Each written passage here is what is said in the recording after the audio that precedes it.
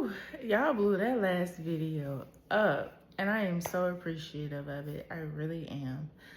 The phone calls, the messages, the comments, y'all really blew it up.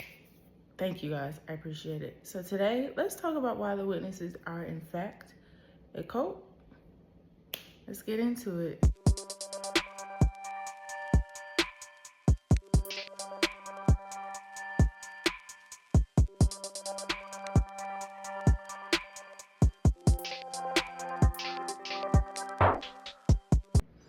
All right, so in order to really talk about why the Jehovah's Witnesses are a cult, we're gonna use Stephen Hassan's, sorry if I mispronounce his name, bite model. Who is Stephen Hassan? He is a licensed mental health professional and a recognized expert in the fields of cults and mind control.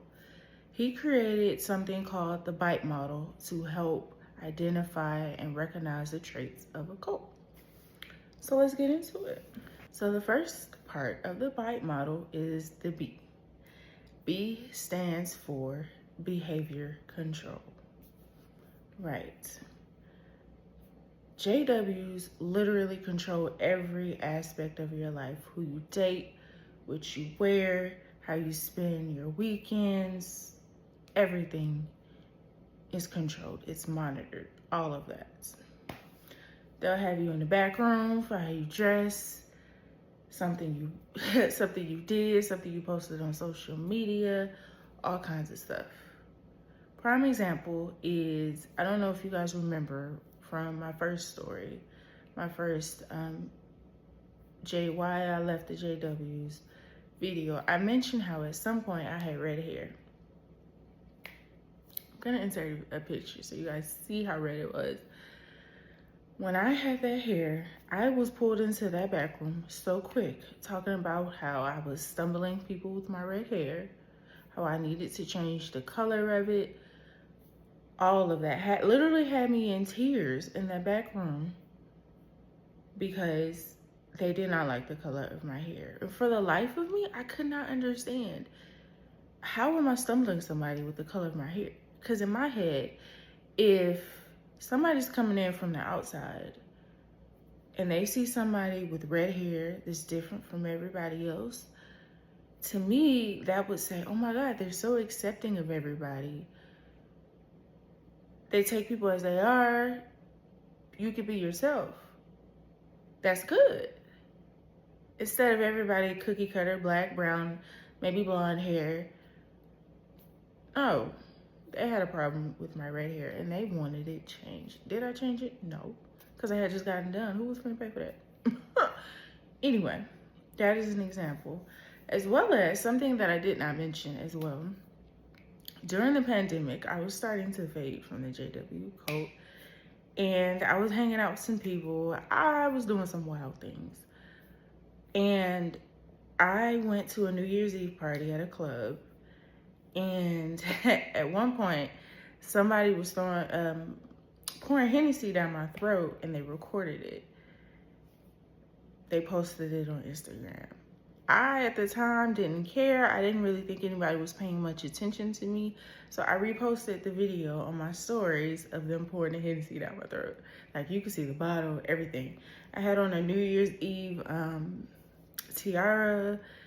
And then I also posted I made an actual post of the dress that I had on. It was low cut, boobs was sitting nice, and the dress was short. Posted that. You know, I was real bold, right?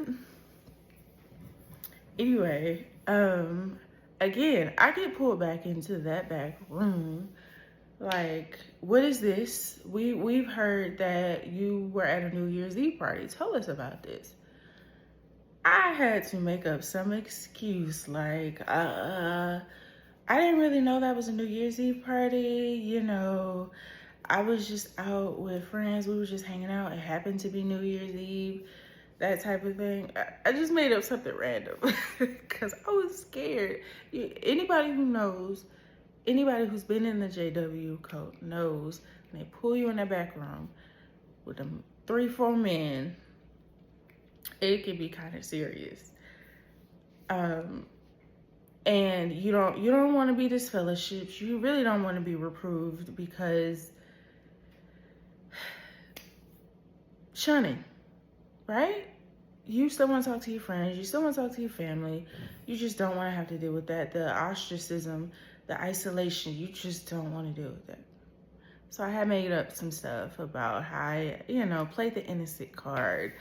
I used, this is wrong, but it's what I did. I used the innocent look that I had, the, eldest daughter vibe, to get out of this situation. But they definitely had me in that back room about my New Year's Eve post, about the Hennessy being poured down my throat, how my dress was inappropriate, and how everybody in the congregation saw my dress and how stumbling that was.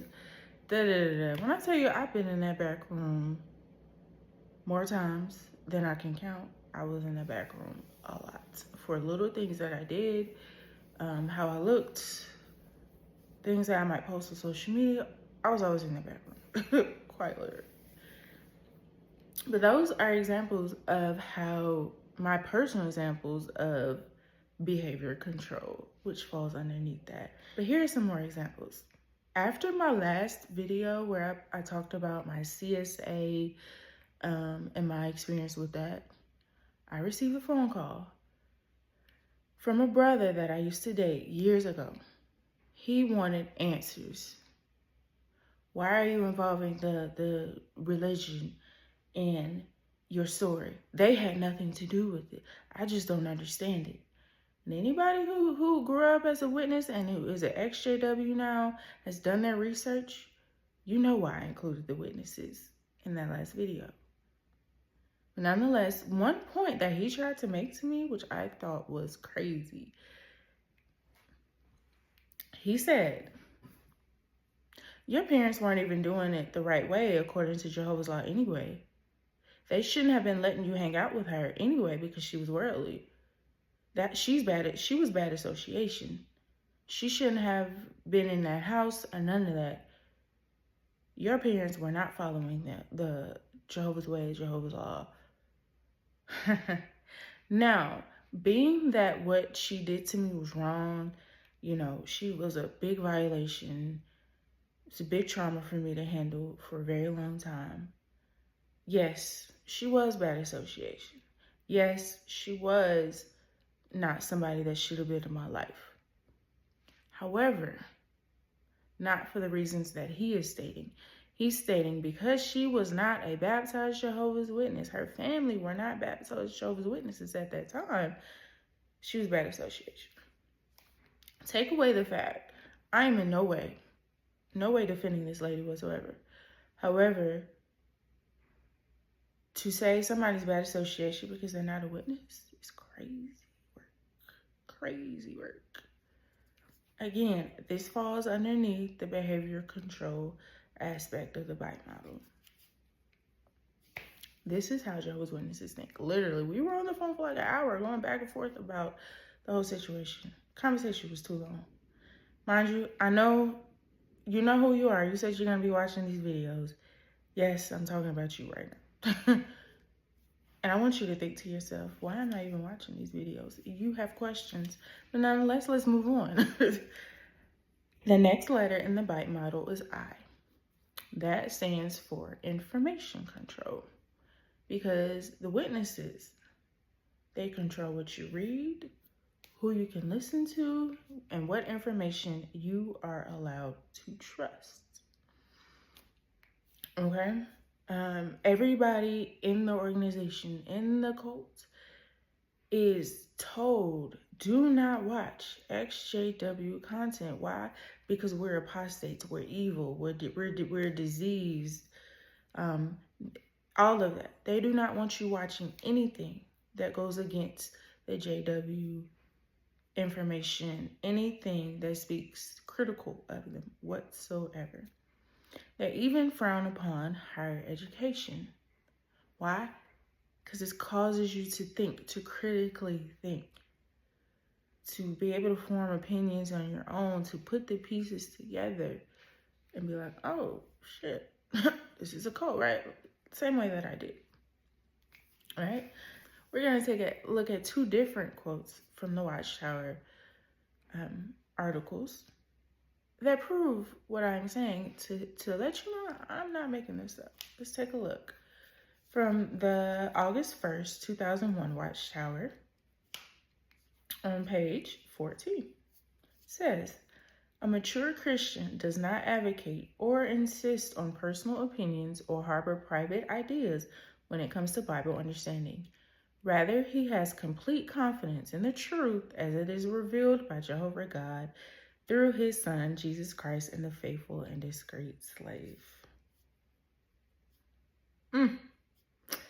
Few things there. Faithful and discreet slave.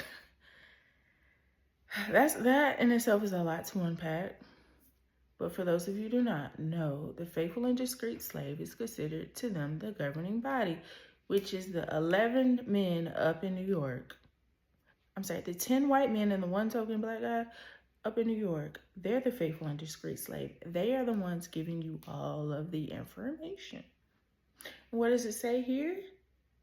You do not insist on personal opinions or harbor private ideas when it comes to Bible understanding.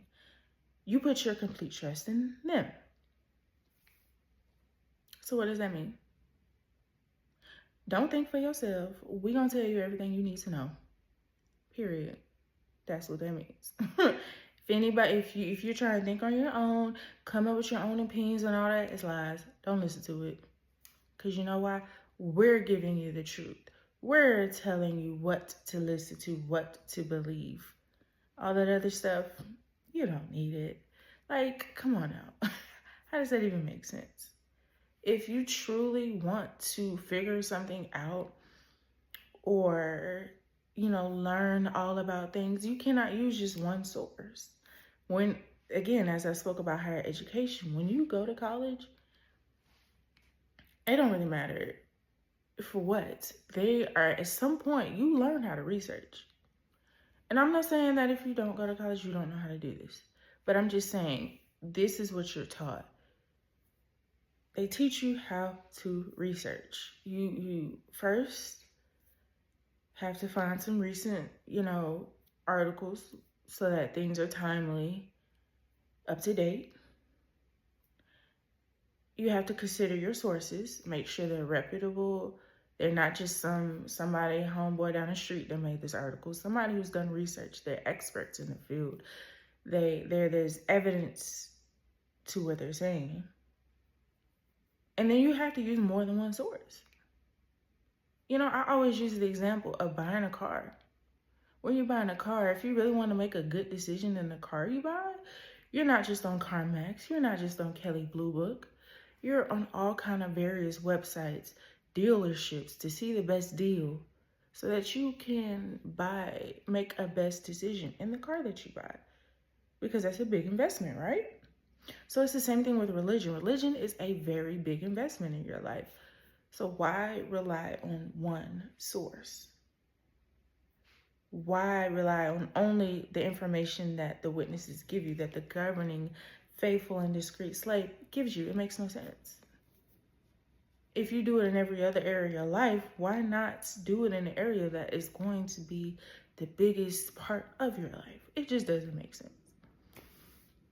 It doesn't.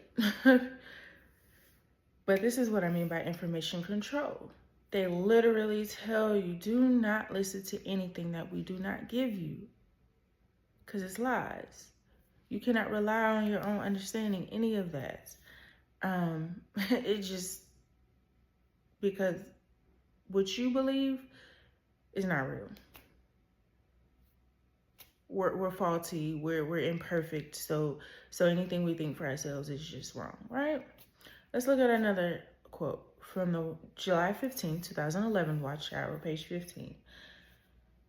Apostates are mentally diseased, and they seek to infect others with their disloyal teachings.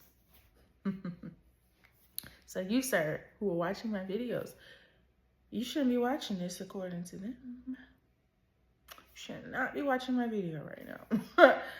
Okay? Because apparently I'm mentally diseased. I'm sick in the head right now, sir. What are you doing? Anyway, let's not focus on you right now.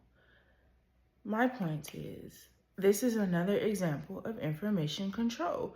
We SJWs, those of us who are choosing to speak out, are presenting a different image, different information than what you are used to. Why? Because they don't want you to. Why don't they want you to see it? Because they know we are giving you facts. We're telling you what's going on behind the scenes. We're breaking things down. And once you get to that point of seeing things like that, it's really no turning back. They don't want that at all. I remember my best friend sending me the first XJW video I had ever seen. I really didn't even know that was a thing. I knew, apostates were out there and all of that, but I had never seen an actual video. I didn't know people on YouTube doing that.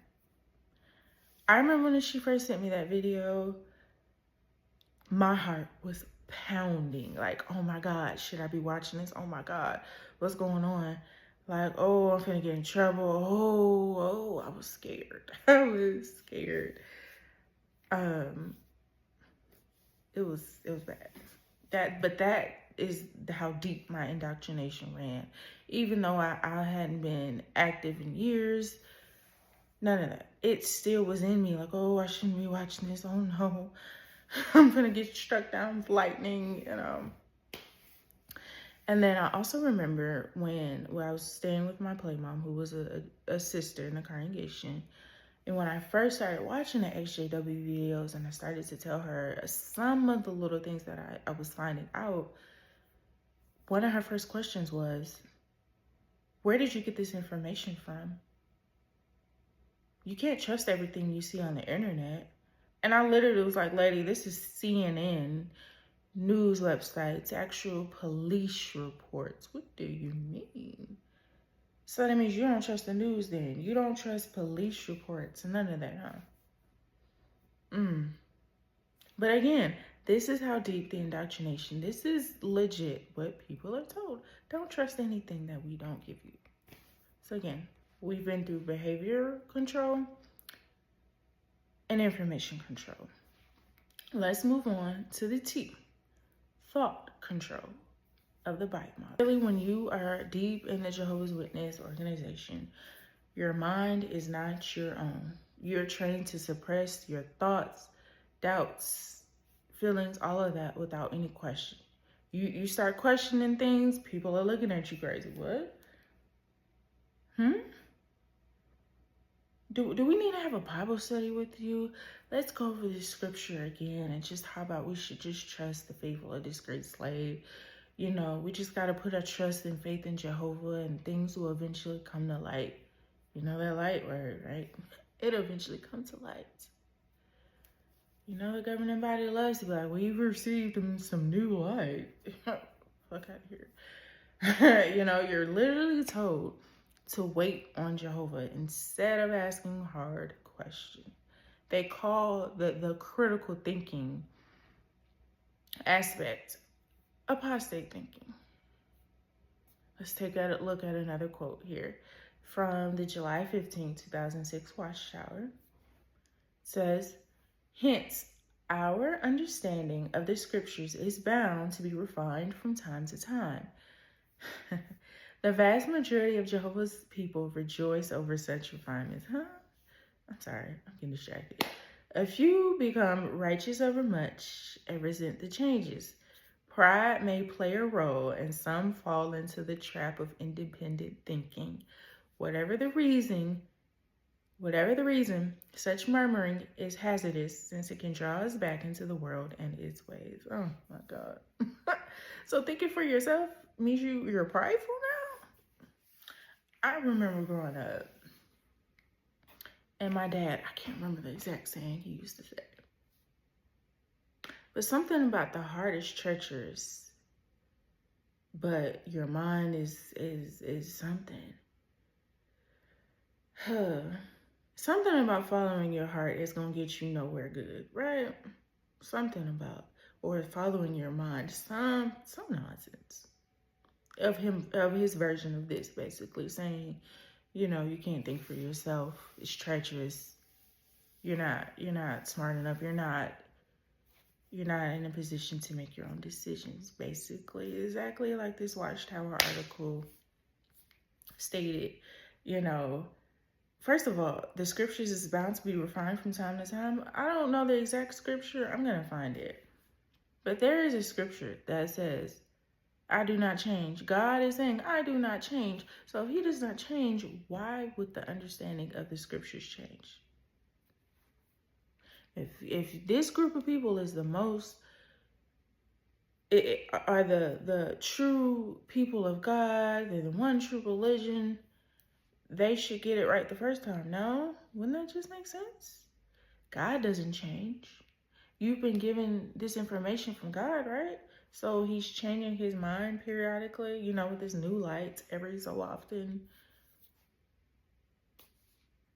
Make it make sense. You know. And then it says some people become resentful over the changes and fall into the trap of independent thinking. Independent thinking is a trap now. Okay. Exactly. That's what I'm saying. Thought control. They want to control everything. We've gotten behavior control, information control, thought control. They are literally controlling every aspect of you. This is what cults do, unfortunately. Now, the last letter for the bite model is the E. E stands for emotional control. Emotion control. This one for me hits the hardest just because this is extreme manipulation about your feelings of fear, guilt, shame, and love. And for me, love is a big thing. I never felt love growing up. I did not know what that was. I never felt that from my parents.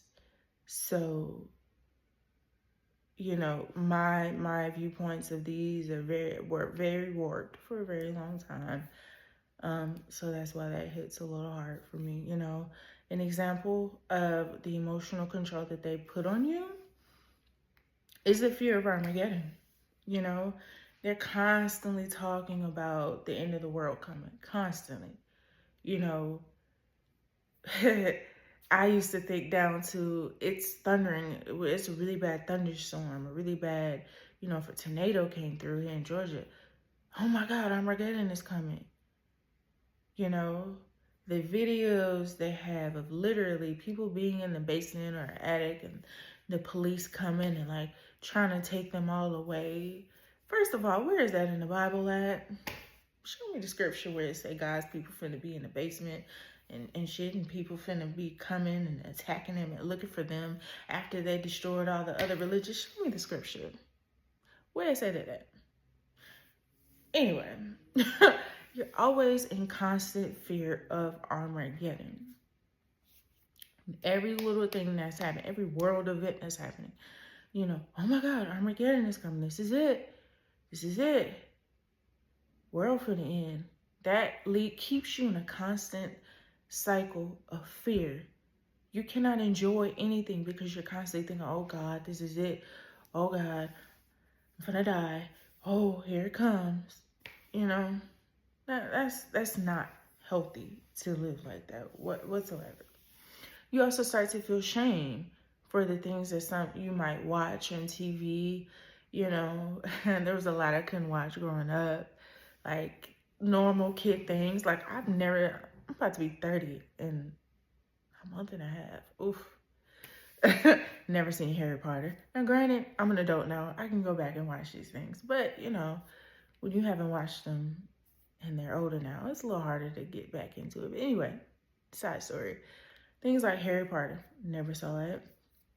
If I would be at school and they happen to be playing it, I'll be like looking away, all ashamed, like, oh, I'm not supposed to be watching this. It's got magic in it, you know? Things like that. I personally don't know about this, but I heard something about the Smurfs being demonic to people in the organization. That's wild to me. I know nothing about that personally, but the Smurfs, let's be for real. So little stuff like that, you know, You, even as an adult, seeing a sex scene and you're just like, huh, this is inappropriate. You know, normal part of life. Get over it. I'm not the one fucking them on TV. Move on. You know, you're always feeling guilty for something. You're like, oh, this skirt might be a little short. Probably shouldn't be wearing this. You know, you're always feeling guilty about something. And then we get into the more heavy topics of disfellowshipping. You know, it never sat right with me being when people got disfellowshipped. Now all of a sudden I'm supposed to stop talking to them. For, like, you know, it's very isolated. Even when you're on the opposite end, when I would see other people get disfellowshipped, I just feel so bad for them, you know. Nobody's talking to them. They're isolated.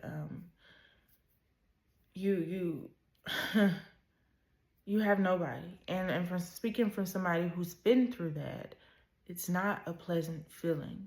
That is not loving, to cut somebody off for them doing something that you consider or that is considered a sin. Okay, and I know somebody's gonna be in the comment where he's gonna be like, it's not just a sin. They were unrepentful, so they got disfellowshipped. It's their fault. Okay. So if you make a sin, and you decide, you know what? I don't really like that. I don't really feel bad about it. Would you like to be disfellowshipped? Would you like to be completely cut off? Experiencing it is a very difficult thing. I don't know how they think that's loving. Oh, it brings them back to Jehovah. Yeah, because they don't have nobody else. This whole time they were told worldly people were bad association. And now they're disfellowship. They don't have anybody. So of course they're going to come running back to the people that they know. Being socially isolated is mentally damaging. It makes sense. It's not because they want to. No. No. Disfellowshipping is very, very, very harmful. The witnesses will cut you off completely, blood, family, or not, just because you are disfellowshipped. I'm going to give you all a tidbit of how this has happened to me again recently. Of course, I'm not disfellowshipped, or I could be. I don't know. Don't really care. But after my last video was posted, again, the CSA video, I posted that on my Instagram, my Facebook. I made it public, right? Really public. And I still had a few friends that were witnesses. The lady specifically that I lived with last year, my play mom, she was on my Facebook. She sends me a screenshot of my post, of me posting like the cover photo and the link to the YouTube video. She sent me a screenshot of that. Mind you, this lady has an iPhone. She sent me a screenshot. I could clearly see it was somebody with an Android. So somebody sent her a screenshot of my post. And she said, hey, I'm just checking, are you okay? Is your page hacked? I couldn't do anything but laugh. And I said, no, my page isn't hacked. That's me. Thank you for checking though. And she hit me back with my heart is so broken. I hope you find healing. You'll always have a special place in my heart. And I sent her back a very nice message about, oh, I love you, all that. I hope one day we'll be able to have an open-ended conversation. But guess what? My message did not go through. Why? Because she blocked me. She blocked me on the phone. She blocked me on social media. And this is the indoctrination, the emotional control that they have over their members. I guess because now I am labeled as an apostate or whatever. I don't know the exact, whatever they're saying. I don't know. But because I'm expressing different beliefs, I'm speaking out against things that I experienced and things that I have researched, you're going to block me? This is the same lady who told me last year when I first told her about the things I was learning. Oh, I never agreed with this fellowshipping like that. That's just so unloving. I never agreed to it. First of all, if you don't agree to this fellowshipping, why are you part of a religion who consistently, religiously does it? Why are you part of something and you don't even agree with that? Second of all, hypocrite. Because what did you just do? You essentially just disfellowshipped me out of your life.